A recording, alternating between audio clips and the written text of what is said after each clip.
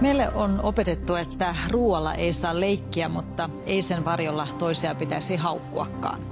Karppaaminen eli vähähiilihydraattinen ruokavalio on tuonut suomalaisten terveyskeskusteluun käsittämättömän aggressiivisen sävyn, jossa toisin ajattelijoita nimitellään ja jopa uhkaillaan. Mutta miksi karppauksesta on tullut näin kuuma peruna?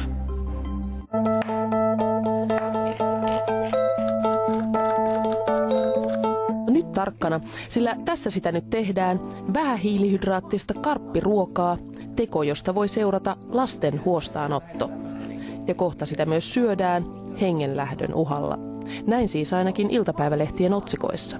Jos on iltapäivälehdissä isoja otsikoita milloin mistäkin karppaukseen liittyvästä, niin mä nykyään jätän ne väliin, että en viitti pahoittaa mieltäni. Ja mä en enää tunnista omaa ruokavaliotani näistä keskusteluista, mitä käydään karppausotsikon alla. Karppisiskot-blogia pitävät Tuulevi Ashan ja Virpi Maaranen ovat lopen kyllästyneet käsittämättömään keskustelutyyliin, joka on viime viikkoina vellonut karppauksen ympärillä. Typerys! Itse olet! Raukka Parka. Huono äiti. Natsi! Rehutohtori! Rehutohtori! Murhaaja! Valehtelu on se sana, jota usein käytetään. Ja propaganda on se toinen. Fogelholm levittää propagandaa ja Fogelholm valehtelee. Perinteistä lautasmallia kannattava ravitsemustieteen professori on saanut niskaansa leijonan osan karppaajien korruptiosyytöksistä. Miltä semmoinen tuntuu? Se tuntuu tavallaan älyttömältä ja pahalta. En ole koskaan urani aikana saanut en penniä, en markkaa, en euroa esimerkiksi elintarviketeollisuudelta mihinkään tutkimukseen. Ja minusta on mielenkiintoista, että mikä motiivi tutkijoilla olisi kertoa sitä vastaan, mikä tiede on. Miksi tutkijat haluaisivat tieten tahtoen sairastuttaa kansaa? Karppaajien kiukku on osittain oikeutettuakin, arvelee karppausliikkeen keulakuvana pidetty ortopedian tohtori Antti Heikkilä. Taustalla on väärinymmärryksen tunnetta. Tässä purkautuu varmaan sellaisia turhautumia. Semmoinen ihminen, joka esimerkiksi tiputtaa useampia kymmeniä kiloja painoa jollakin ruokavaliolla ja sitten pääsee diabeteslääkkeestä, niin menee lääkäriin, niin hänet mitätöidään ja sanotaan, että sä oot väärällä tavalla tehnyt, että on vaarallinen dieetti. Nämä ihmiset on todella vihaisia, niitä on kyllä paljon. Sehän se aiheuttaa se, että joku toinen voi sanoa, että ei sun kokemus ei ole totta. Ja sehän sitten tietysti loukkaa monia, että jos sanot, että joo, että mä voin hyvin näin, joo, mutta se ei ole totta tai että se on vaarallista, se on jotenkin jotain väärin teet, niin sehän aiheuttaa heti sitten jo ristiriitaisia tunteita. Sitä paitsi ainakin Maarasilla karpataan ihan kohtuudella, etenkin lasten osalta. Mikäs sun lempiruoka on? Lihapullat ja peruna. Lihapullat ja peruna.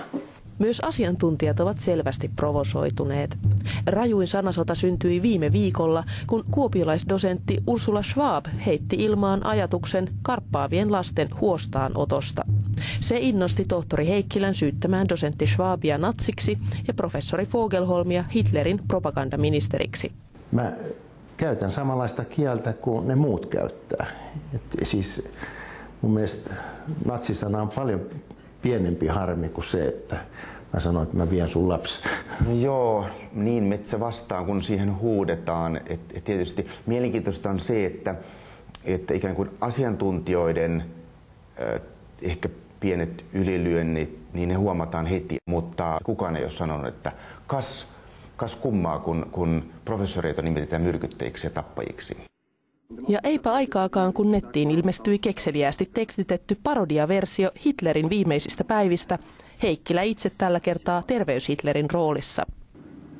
Mein Führer, der Feind operiert jetzt am nördlichen Stadtrand zwischen Frohnau und Pankow und im Osten ist der Feind bis zur Linie Lichtenberg, Marsdorf, Karlshorst gelangt. Der Angriff steigert war Befehl! Ihan naurettava juttu toi asia. Ei se mua millään henkilökohtaisesti loukkaa, mutta kertoo vaan siitä, että minkälaista täällä on elää toisin ajattelijana. Tavallisen karppaajan keittiössä niin sanottu asiantuntijakeskustelu harmittaa. Jotenkin aika kummallista. Siis murrosikäisten keskusteluhan on usein semmoista hyvin mustavalkoista, eipäs juupas. Ja meidän hyvää bloginimeä Karppisiskot ei tulla muuttamaan esimerkiksi vähän hiilihydraattisiksi siskoiksi sen takia, että tämä julkinen keskustelu on näin älytöntä. Karppisiskot aikovat siis jatkossa välttää nopeita hiilihydraatteja ja iltapäivälehtiä. Leivän kannikoille on silti käyttöä. Meidän hevonen ei karppaa, ei.